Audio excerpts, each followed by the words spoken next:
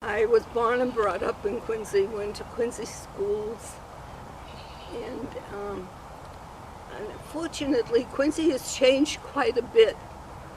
I see a lot of high-rise buildings. There was no such thing when I was growing up. The only tall building in Quincy was the bank building in Quincy Square. It's been a wonderful 99 years. I've been very fortunate. I lived in Quincy Point. Believe it or not, I kept in contact with so many friends that I went to school with and people that I used to work with. I've been very fortunate in having good friends. Now, most of them are gone. So now I'm hearing from their children, feeling to know that you're remembered even at this age. Quincy High School. I was a year ahead of my classmates. In those days, they used to give double promotions. And I went from the first to the third grade. And I did well academically, but I would not advise it socially. It's not the thing to do.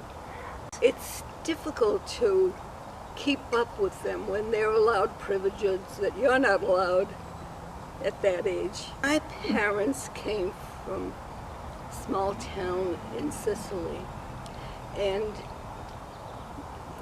when they came to this country, they more or less congregated in the same community, and they decided it would be a good idea to have a social club and to help people that needed help. And as we grew older, we were automatically inducted. And it was a good thing. We had social meetings. We saw people that we wouldn't ordinarily see. You know, they were from the same city, but you know, when you're growing up, you tend to go with your own group, age group, but this was like a family affair. And elderly people were there with young people. It was a good feeling.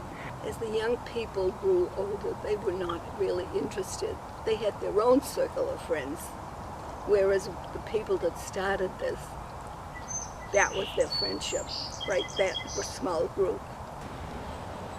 Keep doing what you're doing. Don't sit back and do nothing because you're old. There's plenty of time for that when you're 99.